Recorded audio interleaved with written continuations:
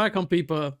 So today I finally watched Zootopia 2, and I am so ecstatic about it because the movie was absolutely insane. Not only did I love the first movie when it came out back in the...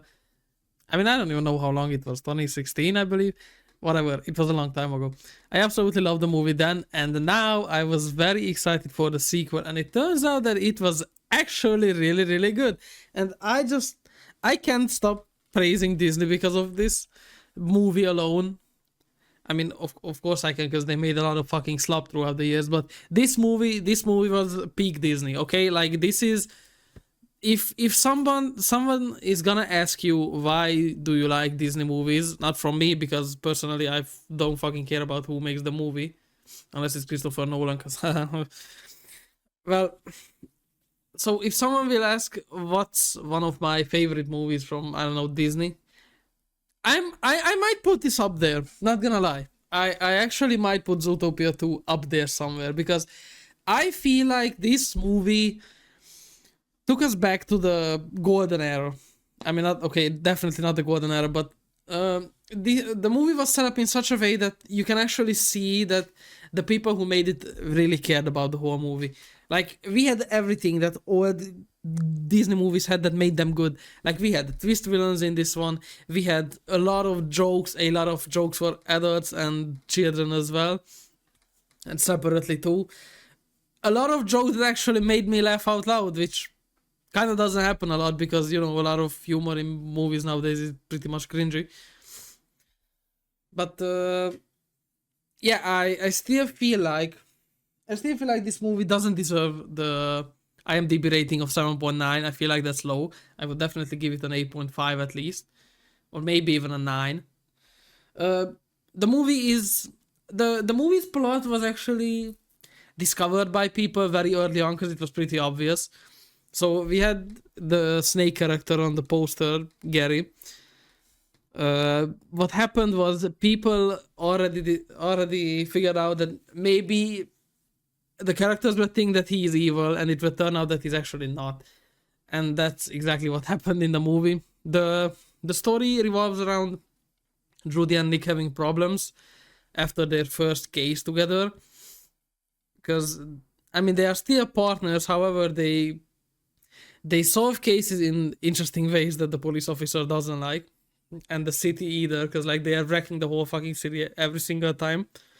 Even though they get the job done. So they go into therapy, then they go to a gala where they actually find out about this notebook that contains a secret, but they know that it's really important. This notebook turns out to be originally Gary's, her grandmother's. But then they pretty much have a chase sequence trying to get it back from them. They pretty much get suspended from the police. The police start to look after them. They almost have to flee the city, but they decide not to. And then they team up with one of the Lynxes, the higher families, one of the richest families in Zootopia, and the snake. But it will later turn out that one of their friends is actually not a friend. I'm not gonna say who it is, because it's a spoiler. It's not the snake, okay? And by friends, I mean this can be a lot of people. You actually don't expect it, because it's done in such a nice way. The only thing I feel bad about is that there was not a lot of time for the villain to kind of let himself go, you know, because it was revealed in the final act that this character was actually a villain. But it was still nicely done, because up until that point you had honestly no idea that he was in on it, the whole thing. And towards the end there was a sequence that I have to mention, because I felt like there was supposed to be a chase sequence between the Lynxes, and the Lynx family had there were 4 Lynxes in the family, but one of them helped Judy and Nick and Gary. However, the other three and the police kept on chasing them basically all out throughout the movie. And I thought that there was gonna be a chase sequence, however, there wasn't because the mayor just knocked their fucking teeth out. That was a funny sequence.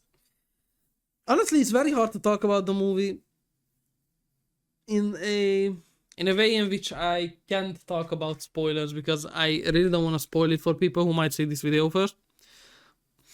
But I do have to talk about some things. The animation was absolutely insane. Like, I really loved it. I really love the style they have in Zootopia. Not like, I don't like the style they have in like Soul or Encanto. That style that irritates me so much. I can't explain it like whatsoever. I don't know who came up with that, but it's like annoying, you know. There's that. The story was honestly peak. I really loved it, especially because there's an after credit scene that kind of focuses on Nick's and Judy's relationship. Because no, people, by the way, before anyone thinks that there was no sex scene in the movie, okay, you didn't get some juicy action from the fox pounding the rabbit. I know a lot of you would pound the rabbit because so would I. I'm not a furry, but it's Judy Hopps. No, I'm just fucking kidding. Don't take me seriously. It's a joke. But it's kind of obvious that the animators were sure that a lot of furries would watch this. A lot of furries love the movie, especially not just because it's animals, but you know, the animals are anthropomorphized in such a way that they're kind of thick, you know, some of them. So I'm pretty sure there are scenes where the camera is a bit interesting. Like, why on earth did they have to show Judy's ass so many times? I absolutely don't know, but they just did. I guess that's there. There's a mental image for me when I will go to sleep tonight. What else? The jokes. So there were so many references in the movie. I can't even begin to list them. Like, one of my favorite was there's a sequence when Nick and Judy are running through a kitchen and there's a lion cooking. They knock off the lion's hat and there's a little rodent controlling the lion by the hair, obviously being a reference to Ratatouille. That was really funny. Also, there's a Shining reference as well towards the end of the movie, in the last act, which was also funny. There's a lot of there's a joke where Judy's dad tells her to send them dick pics, which you know kind of goes over the head of children, but adults realize it very fast that, oh hello, what did you say? Like, I actually had to think a bit, like, did they really say that? They were talking about something else, of course, not dicks as in penises, but something else. Another joke that stuck with me was when Nick was inside the police station. This was like towards the beginning of the movie. Nick said to the police chief that jokes are a defense mechanism for someone with a traumatic childhood. And then the police chief just looks at him and asks him, would you like a traumatic adulthood? And Nick just goes silent and says, I wouldn't. That was really funny as well. And towards the end of the movie, when everything was already happy and, you know, blah, blah, blah.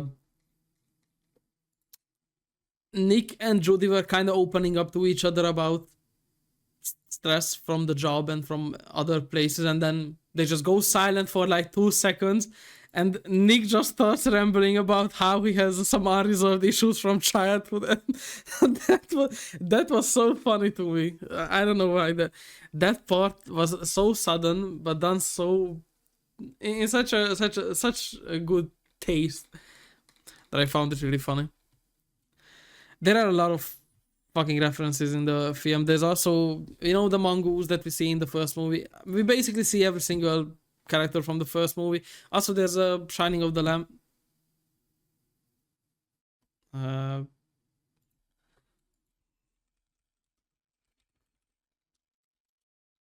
Silence of the Lambs. Why the fuck am I saying Shining? I'm stupid. There's a Silence of the Lambs reference as well. Another reference that I really loved, that was kind of like a self jab from Disney, is that the mongoose from the first movie was selling movies again. You know, these knockoff movies. Like there was Indie Llama Jones. Tangled had something. Frozen had something with otters, and he was talking to some random animals trying to sell movies to them. And he just says something like, "Okay, look, we have everything. We have reboots, we have sequels, prequels, everything. Who says the industry is dead?" Which was really funny because, as you know, in the past few years, Disney has been going heavy on the remakes, which was a nice self-job from their part. But I'm pretty sure they know that they don't have to do that now. Even though Lilo and Stitch brought in a lot of dough, I don't think they are gonna do that, especially after seeing Zootopia's success. Honestly, watching the movie a second time is probably in order for everyone who wants to see all the details, because there's just so many things happening in the on the screen, and there are so many hidden details as well. Like, there's no way you're gonna see every single one of them. So, so here's my final verdict. Honestly, everyone should just go and watch the movie at least once. If you really, really enjoy it, go watch it 2 or maybe even 3 times. Like, bro, you will see something new, even the 3rd time when you're watching it. Because, you know, you will know that, okay, this is a reference to this is a reference to that, but I'm gonna look on that side of the screen now. Maybe I will see something else. And yeah, you probably would. So my final verdict is that Zootopia 2 is a certified nice Disney movie. It was a breath of fresh air, and I think everyone should watch it. Now, thank you for watching this. Go watch the movie.